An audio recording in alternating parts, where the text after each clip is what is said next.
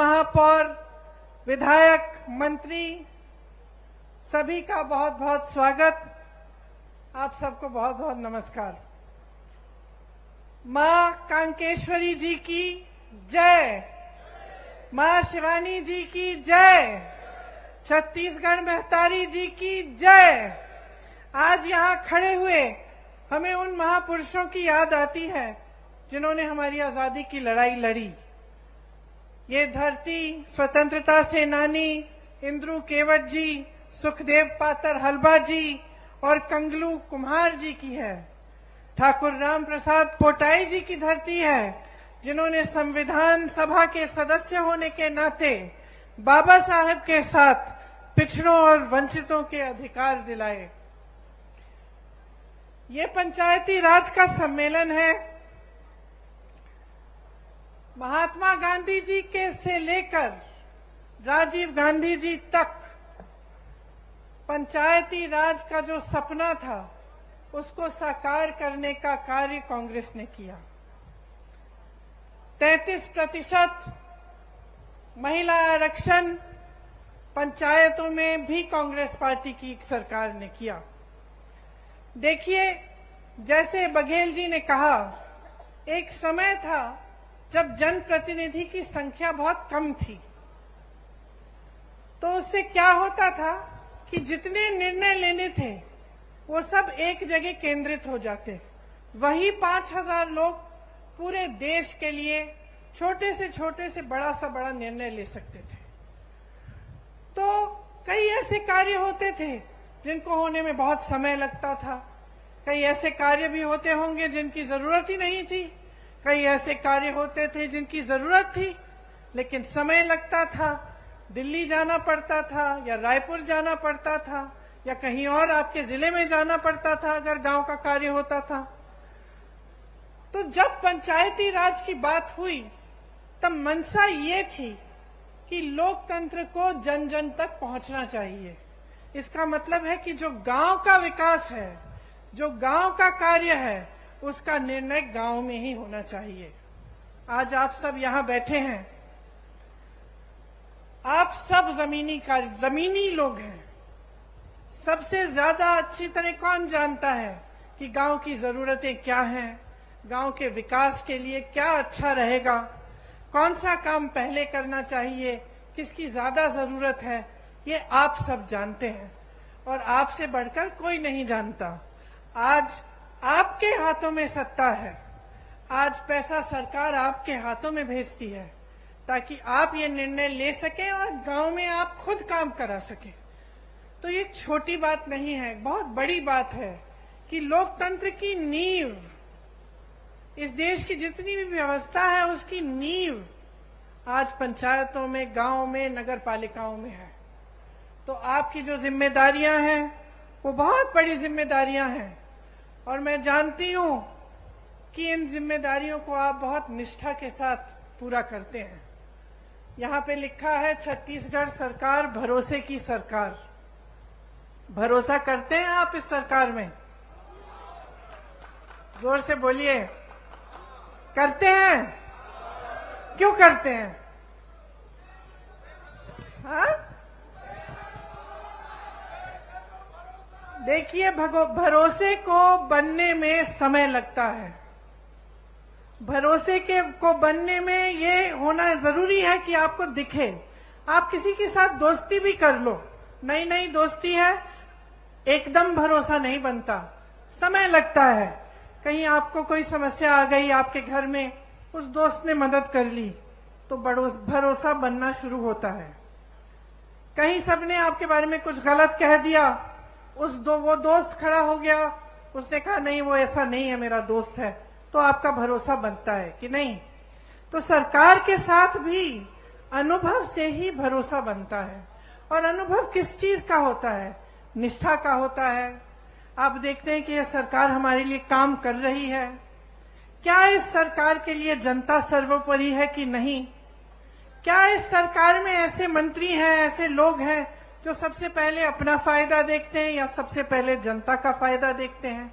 और जब आपको अपने अनुभव से पता चलता है कि हाँ हमारे गांव में काम हो रहा है, हमारे नगर में काम हो रहा है, प्रदेश का निर्माण हो रहा है, हमारी कोई समस्या होती है उसके हल के लिए कार्य हो रहा है, तभी आपका सरकार में भरोसा बनता है। तो आज अगर छत्तीसगढ़ की कांग्रेस की सरकार में आपका भरोसा है तो ये इस वजह से है कि छत्तीसगढ़ की जो कांग्रेस की सरकार है वो कांग्रेस की एक बहुत पुरानी परंपरा को आगे बढ़ा रही है। कैसे? आप तो जानते ही हैं कि मेरे परिवार का आपके साथ एक बहुत पुराना रिश्ता है।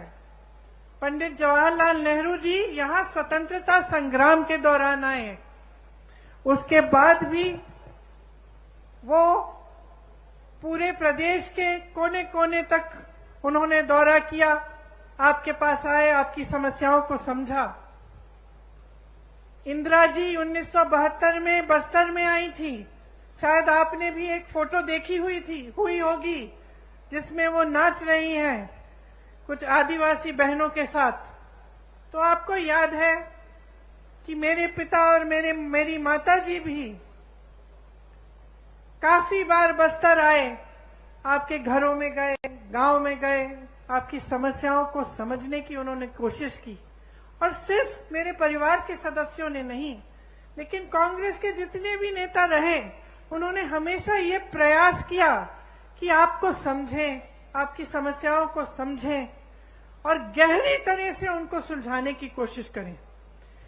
इसीलिए आपका भरोसा, आपका रिश्ता मेरे परिवार के सदस्यों से बना, कांग्रेस पार्टी से बना और आज कांग्रेस की सरकार से बना है।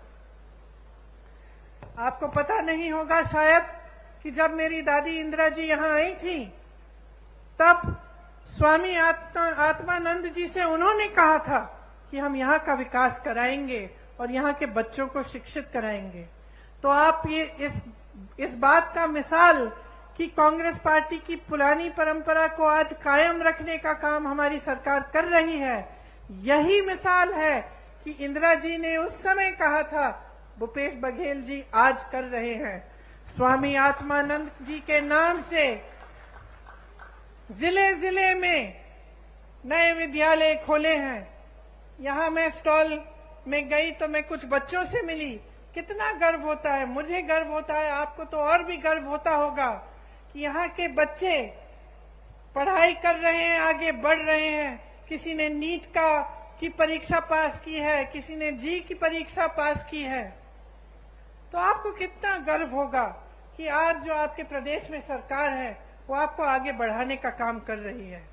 आज बस्तर एक अंतर्राष्ट्रीय नाम बन गया है, ब्रांड बन गया है। यहाँ एक मॉडल बना है मिलेट प्रोसेसिंग प्लांट का। ये एशिया का सबसे बड़ा मिलेट प्रोसेसिंग प्लांट है और इसमें विजन देखिए, ये बात देखिए कि ये बहुत आधुनिक चीज है एक तरह से, क्योंकि आजकल ये बात बहुत चल रही है कि जैसे मिलेट के जो पदार्थ हैं वो सेहत के लिए बहुत अच्छे हैं। पूरी दुनिया भर में लोग इसकी डिमांड कर रहे हैं और एशिया में सबसे बड़ा प्लांट कहाँ है? यहाँ बस्तर में है। कोदो, कुटकी, रागी और ज्वार की खेती यहाँ पे किसानों की आय बढ़ा रही है।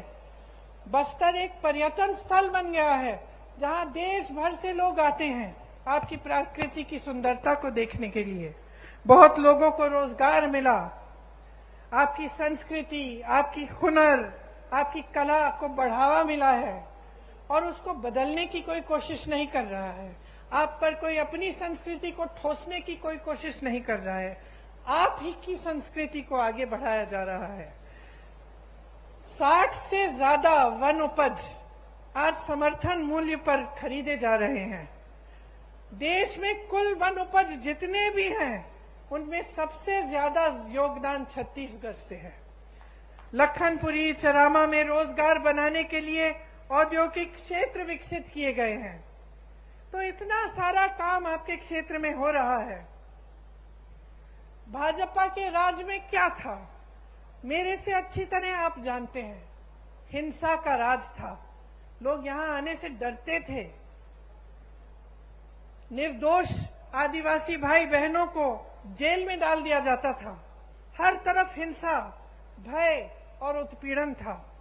आज कांग्रेस की सरकार ने खूब परिश्रम करके 5 सालों के अंदर अंदर आपको उस हिंसा की जाल से निकाला है और आपको प्रगति, इसीलिए आज भी उनके गुजर जाने के 30 साल से ज्यादा गुजर गए, लेकिन आज भी आप उनकी याद करते हैं और उन पर आज भी भरोसा है। बघेल जी की सरकार पर भी इसी तरह से आपका भरोसा है, क्योंकि उन्होंने गरीबों के लिए, पिछड़ों के लिए, आदिवासियों के लिए, भाई बहनों के लिए इतना काम करके आपको दिखाया है। आप जानते हैं कि गांव में मनरेगा लाने वाली भी कांग्रेस पार्टी थी और ये आपका सौभाग्य है कि कांग्रेस की सरकार है आपके प्रदेश में, तो इन चीजों पर रोक नहीं है।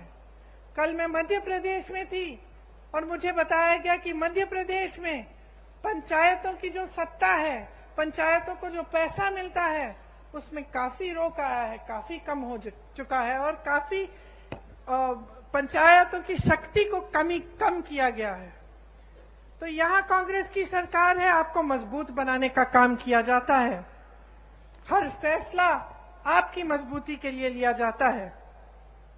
आज आपके प्रदेश की चर्चा पूरे देश भर में है। सब छत्तीसगढ़ की तरफ देखते हैं कि कितना काम यहाँ हो रहा है और कितनी तेजी से आप विकसित हो रहे हैं। आपका मान सम्मान देश दुनिया में बढ़ाया गया है। सबसे बड़ी खुशी की बात यह है कि यहाँ विकास हर गांव में हो रहा है, किसान मजबूत हो रहा है, यहाँ का किसान खुश है। बाकी प्रदेशों में हम जाते हैं तो दुखी हैं किसान, त्रस्त हैं, परेशान हैं। यहाँ आते हैं तो किसान खुश हैं। और जितने भी ये कार्य हो रहे हैं, सबसे बड़ी बात तो ये है और खुशी की बात ये है कि ये स्थानीय निकायों के माध्यम से लागू हो रहे हैं। इसमें धरातल और लोकतंत्र मजबूत हो रहा है। आम जनता के हाथों में शक्ति दी जा रही है और सत्ता आपके हाथों में रहेगी। जबकि पूरे देश भर में जहां जहां भाजपा की सरकारें हैं, वहां ऐसा नहीं है। वहां पंचायतों का वित्तीय अधिकार भी कम हो रहा है। मौजूदा छत्तीस सरकार ने पेशा कानून पास करके पंचायत प्रतिनिधियों को और भी मजबूत बनाया। ये आप सब अच्छी तरह से जानते हैं। आज यहाँ स्थानीय निकायों के लिए अरबों रुपए का विकास कार्यों का भूमि पूजन और लोकार्पण किया गया है। आप सबको गर्व होना चाहिए कि ये सारा काम आपके प्रदेश में हो रहा है और आप ही के जरिए हो रहा है। देखिए, पंचायत प्रतिनिधियों को वित्तीय अधिकार देकर कांग्रेस ने ये साबित किया है कि असली लोकतंत्र का अर्थ क्या होता है, कि किसी कमरे में बैठे आपके लिए कोई अधिकारी निर्णय नहीं ले रहा है, आप खुद अपने लिए सही निर्णय ले रहे हैं। भाजपा ने क्या किया, इसका एकदम विपरीत किया है। हमारे प्रधानमंत्री जी को देखिए, जैसे बघेल जी ने कहा, देश की सारी संपत्ति अपने अरबपति मित्रों को दे दी, लाखों करोड़ों के इनके कर्ज माफ कर लिए। जब किसानों को के कर्ज को माफ करने की बात उठती है तो कहते हैं कि पैसा नहीं है। यहाँ छत्तीसगढ़ में कांग्रेस की सरकार ने कर्ज माफ करने का काम 24 घंटों के अंदर अंदर किया। इन्होंने क्या किया, प्रधानमंत्री जी अपने लिए दो हवाई जहाज खरीदते हैं। 8,000 करोड़ का एक हवाई जहाज अपने लिए। सुन लीजिए, 20,000 करोड़ का नया संसद बनाते हैं, जबकि एक अच्छा खासा संसद हमारे देश में है। 27,000 करोड़ का एक यशोभूमि नया बड़ा हॉल बनता है, 27,000 करोड़ का। और जब ओपीएस की बात होती है, पेंशन की बात होती है, आप सरकारी कर्मचारी हैं, यहाँ खड़े हैं, जब आपके पेंशन की बात होती है तो क्या जवाब देते हैं? कहते हैं कि पैसा नहीं है। तो अपनी शान बढ़ाने के लिए अपनी आन बान शान बढ़ाने के लिए, बड़ी बड़ी इमारतों को बनाने के लिए पैसा है, अपने उद्योगपति दोस्तों के कर्ज माफ करने के लिए पैसा है, अपनी देश की संपत्ति को अपने उद्योगपति दोस्तों को सौंप सकते हैं, लेकिन आपका पेंशन नहीं दे सकते जो आपकी मांग है। आज छत्तीसगढ़ की सरकार आपको पुराना पेंशन दे रही है, क्योंकि जब नियत सही होती है तो जो जनता के लिए अच्छा होता है वो सरकार करती है। देश का किसान आज मात्र 27 रुपए एक दिन में कमाता है। सुन लीजिए, आप यहाँ किसान बैठे हैं, यहाँ आपकी सरकार आपकी सहायता करती है, बिजली पानी सुविधाएं आपको मिलती हैं। देश भर में किसानों को मजबूत करने के बजाय किसानों की कमर तोड़ी गई है। आज देश भर में किसान एक दिन में 27 रुपए कमाता है, और अडानी जी जिसका जिक्र आपने किया, बड़े बड़े उद्योगपति कितना कमाते हैं बताओ?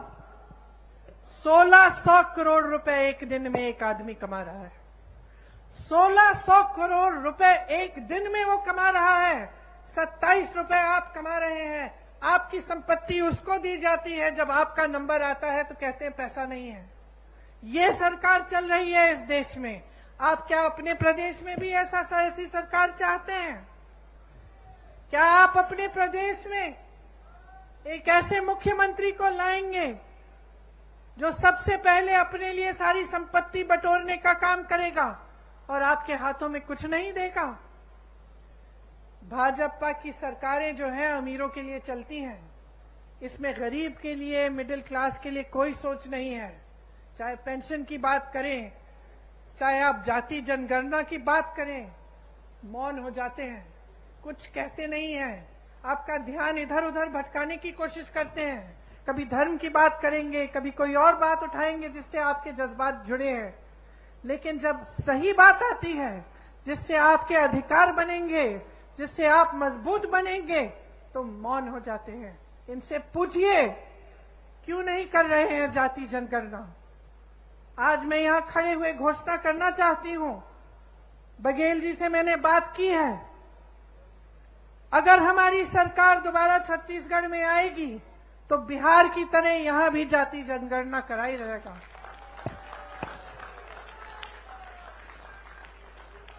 बिहार में आपने देखा है, बिहार में आंकड़े आपने देखे हैं, 84% ओबीसी एससी एसटी के लोग हैं। मैं आपसे आज पूछना चाहती हूं कि बड़े बड़े पोस्ट में, बड़े बड़े अधिकारियों के जहां जहां सत्ता है, वहां क्या 84% ओबीसी एससी एसटी के लोग हैं? जवाब दीजिए, हैं? क्या उनका अधिकार नहीं है? तो जाति जनगणना क्यों नहीं हो सकती? होनी चाहिए। देखिए, जब आपकी काम की बात होती है ये लोग मौन हो जाते हैं, या फिर जैसे मैंने कहा आपका ध्यान कहीं और भटकाने की कोशिश करते हैं।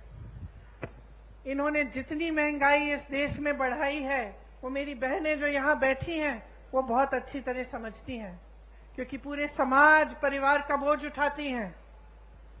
आप चाहती हैं कि आपके बच्चे बड़े हों, पढ़े लिखें। जब आप स्कूल की फीस भरने जाती हैं कितनी मुश्किल होती है आपके लिए, जब आपको उनकी वर्दी खरीदनी पड़ती है, उनकी किताबें खरीदनी पड़ती हैं, उनके लिए कोई नए कपड़े लेने पड़ते हैं, जूते लेने पड़ते हैं, सब पे जीएसटी टैक्स लग जाता है।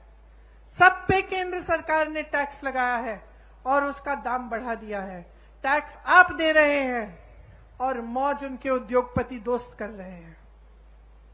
हर चीज पे टैक्स लग रहा है, कपड़ों पे, बर्तनों पे। जो आप जाके आप सब्जियां खरीदते हैं वो भी महंगी हो गई हैं, तेल महंगी हो गई है।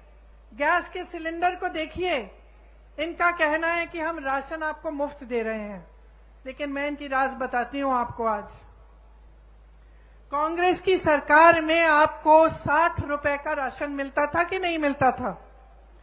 आपको याद है?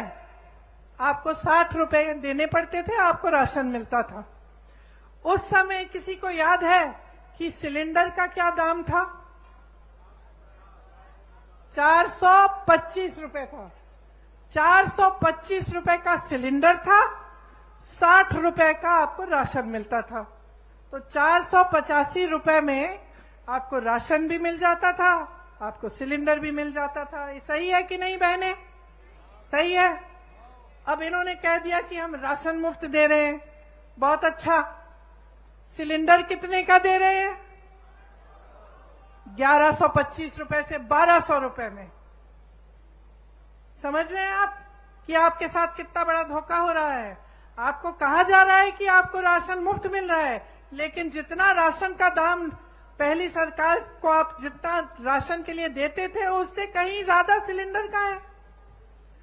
तो जहां आपको 485 रुपए में दोनों चीजें मिल जाती थी, आज 1125 रुपए में एक सिलेंडर मिल रहा है। कौन खरीदेगा? अरे इनके उद्योगपति दोस्त आपके घर आके आपके लिए सिलेंडर खरीदेंगे? जहां जहां रोजगार का मौका था, इन्होंने खत्म कर दिया। नौकरियां मिलती थी, रोजगार मिलता था पीएसयू से। इसीलिए पंडित जवाहरलाल नेहरू का जो नजरिया था उस समय कि बड़े बड़े पीएसयू बनाए ताकि जनता को रोजगार मिले, आज वो पीएसयू बिक गए हैं, निजी बन गए हैं। उसमें ना आरक्षण मिलेगा और ना रोजगार मिलेगा। आपको खेती किसानी से रोजगार मिलते थे, और पूरे देश भर में किसान को इतना कमजोर बना दिया है कि वो बेचारा कमा नहीं पा रहा है। डीजल में जीएसटी, पेट्रोल में जीएसटी, खाद महंगी, सब चीज महंगा, गुजारा नहीं हो रहा किसानों का। और तीसरी जगह जहां से रोजगार बनते थे, छोटे छोटे उद्योग, जैसे आप दुकान, छोटी राशन की दुकानें, छोटे उद्योग जो हर जगह, हर जिले में, हर छोटे छोटे शहर में होते थे, नोटबंदी को लेकर, जीएसटी को लेकर वो भी बंद हो रहे हैं सारे। तो रोजगार देंगे कहां से ये लोग? इनको कोई दिलचस्पी नहीं है आपकी भलाई में। ये सिर्फ चाहते हैं कि सारी देश की संपत्ति इनके बड़े बड़े उद्योगपति दोस्तों को मिल जाए, ताकि उनके जरिए उनकी पार्टी में डाला जाए और चुनाव पे वो पैसे फेंक फेंक के चुनाव जीत सके। ये उनका मकसद है, सत्ता में रहना। और जो नेता सिर्फ सत्ता में रहना चाहता है और वो ये नहीं समझता कि सत्ता देने वाली पब्लिक है, तो वो नेता पब्लिक की भलाई कभी नहीं कर सकता। आज बघेल जी ने कहा कि यहां पे प्रधानमंत्री जी आकर कहते हैं कि अगर देश भर में धान खरीदी का सबसे ज्यादा यहां पे दाम मिलता है तो उनकी बदौलत है। अब बताइए, ये जब प्रदेश सरकार काम करती है तो उसका श्रेय भी लेना चाहते हैं, इससे उनकी नीयत दिखती है। मैं उत्तर प्रदेश से आती हूं, मैं इनसे पूछना चाहती हूं, बनारस में धान खरीद का क्या दाम है? बनारस तो इन्हीं की जगह है, वहीं से चुनाव लड़ते हैं। क्या वहां पे दे रहे हैं जितना यहां छत्तीसगढ़ में मिल रहा है आपको धान के लिए? मैं पूछना चाहती हूं कि उत्तर प्रदेश में 1200-1400 का दाम क्यों मिल रहा है? फिर अगर आप ही देने वाले हैं तो सबसे पहले तो अपनी जगह दीजिए ना बनारस में। जगह जगह जाके प्रधानमंत्री जी कहते हैं कि मेरा गारंटी, मोदी का गारंटी। और दुनिया क्या कहे? क्या कहे दुनिया इस मोदी जी के गारंटी का?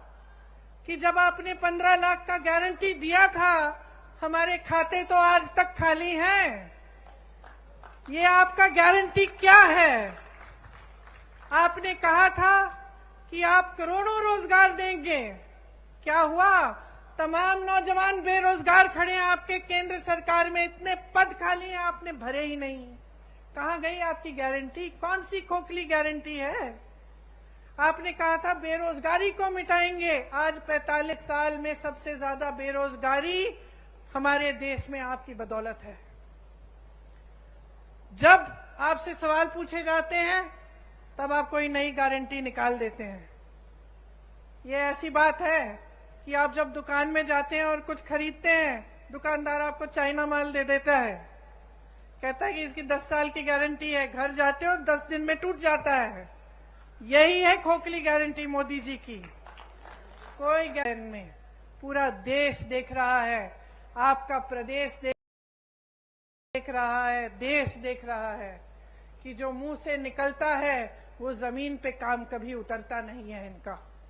कुछ कुछ कहते रहते हैं, लेकिन जब कार्य करने का काम होता है, विकास करने का काम होता है, तो क्या होता है? बड़ी बड़ी इमारतें बनती हैं, नया संसद बन रहा है 20,000 करोड़ का, हॉल बन रहे हैं 27,000 करोड़ के, लेकिन आपका विकास नहीं हो रहा है। आपके पैसे, आपकी संपत्ति आपसे छीनी जा रही है, गरीबों से छीन कर अमीरों को दी जा रही है, बड़े बड़े उद्योगपतियों को सींचा जा रहा है, और ये आपकी संपत्ति है। इसलिए आज यहां खड़े होकर मैं आपसे कहना चाहती हूं कि एकदम जागरूक बन जाओ। यहां जो प्रदेश में सरकार चली है उसने आपके लिए काम किया है, और सबसे बड़ा काम जो किया है कांग्रेस की सरकार ने, वो आपकी संपत्ति दोबारा आपके हाथों में डालने का काम किया है। आपसे छीना नहीं है, जो आपका अधिकार था वो आपको वापस दिया है, जो आपकी संपत्ति है वो आपके हाथों में डाली है। 5 सालों में लगभग 2 लाख करोड़ रुपए जनता के हाथों में गए हैं छत्तीसगढ़ में। यहाँ के 40 लाख लोग गरीबी रेखा से बाहर आए हैं 5 सालों में। गढ़बो नवा छत्तीसगढ़ के नारे के साथ किसानों, गरीबों, आदिवासियों और छत्तीसगढ़ महतारी को मजबूत करने के लिए योजनाएं बनी हैं। गोठान समितियों से लाखों को रोजगार मिला है। यहाँ आप भी जब खत्म करेंगे जाके देखिए, गर्व होता है इस काम को देखकर।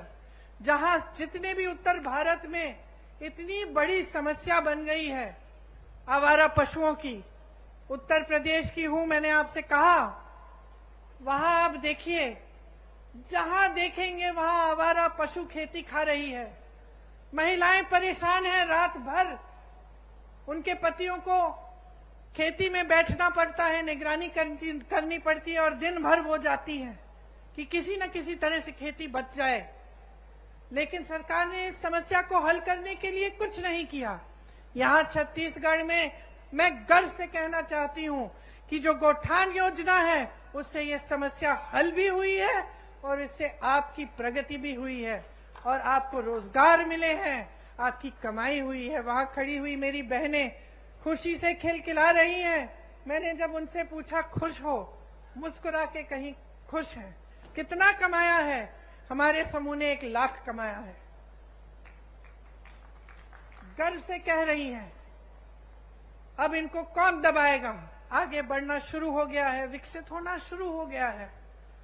तो यही चाहते हैं आप प्रदेश की सरकार से। खेती में देखिए, जैसे मैंने कहा, देश भर में किसान त्रस्त है, परेशान है, लेकिन यहाँ पे किसान खुश क्यों है? उसका कर्ज माफ किया गया, उसको सुविधाएं दी गई, धान के खरीद के जो दाम है सबसे ज्यादा है, तो खुश क्यों नहीं होगा? ये एकमात्र प्रदेश है पूरे देश में जहां लोग किसानी का काम करना चाह रहे हैं, नए रोजगार बन रहे हैं इसके द्वारा। जैसे मैंने पहले कहा, आपकी जो उपज है, गन्ना, मक्का, कोदो, कुटकी, रागी, तिलहन, इन सब की किसानी के लिए आपको अतिरिक्त लाभ मिलता है। गाय, गांव, गोठान द्वारा किसानों की मदद हो रही है। प्रदेश में जितना संसाधन है, जितना धन है, सारा किसान, महिलाओं, आदिवासियों और दलितों के हाथों में दिया जा रहा है, आपके हाथों में वापस दिया। भूमिहीन कृषि मजदूरों को सालाना गोबर की खरीद अब तक 425 करोड़ का भुगतान इसमें हुआ है। आप सोचिए कितना लाभ हो रहा है आपका। इसीलिए जब आप भाजपा के प्रदेशों को देखते हैं, ध्यान से इनका आकलन करिए, ध्यान से देखिए क्या ये सब स्कीम, ये सब सरकार की जो बातें हैं, जो काम कर रहे हैं, वो क्या उधर भी हो रहा है? और आपको पता, सच्चाई पता चल जाएगी। चाहे आप मेरी बातों पे ना जाएं, हमारे नेताओं की बातों पे ना जाएं, क्योंकि हम कांग्रेस पार्टी के हैं, हम कांग्रेस के पक्ष में बोलेंगे। लेकिन आप अगर आंख खोल के, अगर जागरूक बनेंगे और अगर दूसरे प्रदेशों की ओर देखेंगे, तो आपको कांग्रेस के प्रदेशों में और उन प्रदेशों में बहुत फर्क दिखेगा। आज राजस्थान, कर्नाटका, हिमाचल प्रदेश और छत्तीसगढ़ में ओपीएस लागू है। आज जो वादे उन प्रदेशों में किए गए वो पूरे कर दिए जा रहे हैं। महिलाओं को हर महीने कुछ मिल रहा है कर्नाटका में, हिमाचल में शुरू होने जा रहा है। राजस्थान में जैसे यहाँ पर आपको चिकित्सा के लिए जब आप बीमार पड़ते हैं तो आपको 25 लाख तक मुफ्त इलाज मिलता है। तो ये सिर्फ छत्तीसगढ़ की बात नहीं है, ये कांग्रेस में जहां जहां सरकार है उन प्रदेशों की बात है और ये सच्चाई है। तो इसमें कोई अगर आपको शक हो, आप खुद पूछ लीजिए, किसी राजस्थानी से पूछ लीजिए कि क्या हो रहा है उस प्रदेश में। और आपको तो छत्तीसगढ़ का अनुभव है ही, आप तो जानते ही हैं कि यहाँ कितनी प्रगति हुई है और आपके लिए कितनी चीजें की हैं। किसानों की यहाँ हजारों करोड़ रुपए की सब्सिडी है। तेंदुपत्ता बंडल का दाम 4,000 रुपए तक बढ़ाया गया है। बीपीएल परिवारों का 5 लाख तक निःशुल्क इलाज हो रहा है और जो जेनेरिक दवाइयां हैं उसमें 50 से 75% तक छूट भी मिल रही है। महिलाओं के लिए मेरी बहनें कितनी योजनाएं हैं, मैं गिनवा सकती हूँ आपको। आंगनवाड़ी कार्यकर्ता का मानदेय बढ़ाया, 10,000 रुपए किया। सहायिका का 5,000 रुपए किया। मिनी आंगनवाड़ी को 7,500 रुपए किया। मितानिन बहनों को भी 2,200 का रुपए अतिरिक्त मिल रहे हैं। दाई दीदी क्लिनिक बनी महिलाओं के लिए, आपसे ही संचालित है। कितना अच्छा लगता है ये देखकर कि आप खुद इन क्लिनिकों का संचालन कर रही हैं और आप ही का लाभ हो रहा है। सरकारी कॉलेजों में लड़कियों को स्नातक तक मुफ्त शिक्षा मिल रही है। इतना अच्छा लगता है। यहाँ मेरी छोटी बेटियां खड़ी हैं जो इंग्लिश में बोल रही हैं, जो कह रही हैं कि मैं बड़ी होकर डॉक्टर बनूंगी, मैं बड़ी होकर कलेक्टर बनूंगी। स्वामी आत्मानंद स्कूल की बात की हमने, जिनके बारे में आदिवासी बच्चियों की शिक्षा के लिए इंदिरा जी ने बोला था, बघेल जी ने वो सपना साकार किया। ऐसी 50% महिलाओं के लिए उसमें आरक्षण है। स्वयं सहायता समूह का करोड़ों का कर्ज माफ किया और करोड़ों की कमाई भी होगी जब इस तरह के कार्य किए जाते हैं उनके लिए। तो इस तरह की तमाम स्कीमें हैं जो सिर्फ आपके लिए, आपके हाथों में सत्ता, आपके हाथों में आपकी संपत्ति देने के लिए बनाई जा रही हैं। मैं गर्व से आज एक और घोषणा करना चाहती हूं कि अगर हमारी सरकार फिर से प्रदेश में आएगी तो 10 लाख आवास गरीबों को दिए जाएंगे।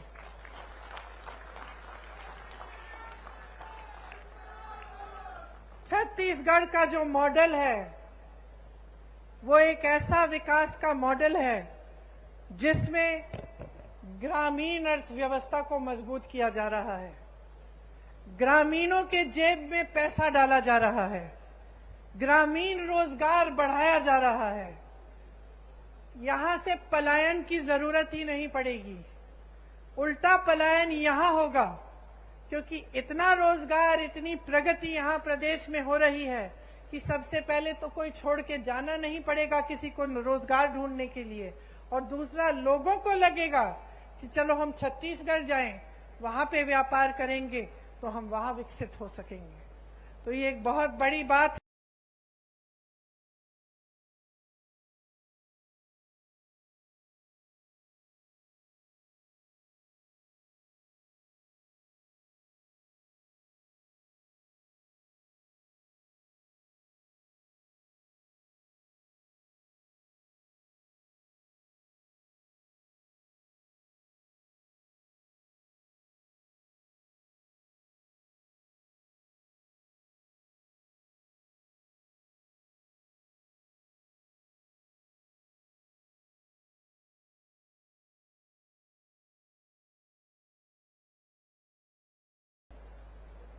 जिसके जरिए छत्तीसगढ़ आर्थिक, सामाजिक और सांस्कृतिक तौर पर भी विकसित होगा। आप तो जानते ही हैं कि यहाँ राम सीता वन गमन पथ बनाया है। भगवान राम जी ने अपने 14 वर्ष वनवास के यहीं बिताए। जहां जहां भगवान राम जी और मां सीता जी के चरण पड़े, उनमें से 75 स्थलों की पहचान करके उनको पर्यटन तीर्थों के रूप में विकसित किया जा रहा है। तो ये सारी बातें मैंने आपको बताई हैं, लेकिन मैं जानती हूं कि इनका अनुभव आपको है। आप खुद देख रहे हैं कि आपके प्रदेश में खुशहाली आ रही है। तो मैं सिर्फ ये कहना चाहूंगी आपको कि चुनाव आ रहा है, शायद कल घोषित हो जाएगा। कुछ दिनों में पोलिंग का दिन आएगा। आप सब, खासतौर से मेरी बहनें, आप अपना वोट डालने जाएंगी। आज मुझे बहुत खुशी की बात है कि जितने भी राजनीतिक दल हैं वो समझ गए हैं कि जो मेरी बहनें हैं, असली शक्ति इनके हाथों में है। आज सब आपके वोटों के पीछे दौड़ रहे हैं, तो इसका मतलब है कि आपकी जिम्मेदारी दुगनी हो गई है। किसके प्रति है ये जिम्मेदारी? आपके देश के प्रति, आपके प्रदेश के प्रति तो है ही, लेकिन सबसे बड़ी जिम्मेदारी आपके बच्चों के प्रति है। आप अपने बच्चों का भविष्य मजबूत बनाना चाहती हैं कि नहीं? तो इसके लिए आप सबको, बहनों और भाइयों, बहुत जागरूक रहना पड़ेगा। आप सबको सवाल उठाने पड़ेंगे कि आपके लिए क्या और कौन क्या करता है। और जब आपको दिख रहा है कि छत्तीसगढ़ विकसित हो रहा है, जब आपको भरोसा है छत्तीसगढ़ की कांग्रेस की सरकार में, तो 5 साल और इस सरकार को मौका दो, ताकि आपका प्रदेश और भी मजबूत बने, और भी आगे बढ़े, और पूरा देश आपकी तरफ देखे कि ये मिसाल है। प्रदेश ऐसे चलना चाहिए, ऐसे विकसित होना चाहिए, और जो सरकार काम करती है इसी तरह से सरकार को काम करना चाहिए। इसलिए आज यहां खड़े हुए मैं आपसे कहती हूं कि आप अपने अनुभव पे उतरो, आप जागरूक बनो, आपका अपना कर्तव्य पूरा करो, अपने ही प्रति, अपने ही बच्चों, परिवारों के प्रति, अपने भविष्य के प्रति, अपने प्रदेश और देश के प्रति। और जब आप जागरूक बनेंगे तो ये स्पष्ट है कि आप कांग्रेस को ही वोट देंगे। क्यों? आप अंदर जानते हैं कि कांग्रेस के ने आपके लिए दिन रात एक करके काम करके दिखाया है। आप सबने बहुत ध्यान से मेरी बातों को सुना। आज गर्मी भी है काफी। मेरी बहनों को मैंने पैदल चलते हुए देखा जब यहाँ आ रही थी, तो मैं दिल से आपको धन्यवाद देना चाहती हूँ कि आप यहाँ आए और आपने मेरी बातें इतनी ध्यान से सुनी। एक बार मेरे साथ कहिए, छत्तीसगढ़ महतारी की, छत्तीसगढ़ महतारी की, छत्तीसगढ़ महतारी की जय हिंद। धन्यवाद। प्रियंका गांधी।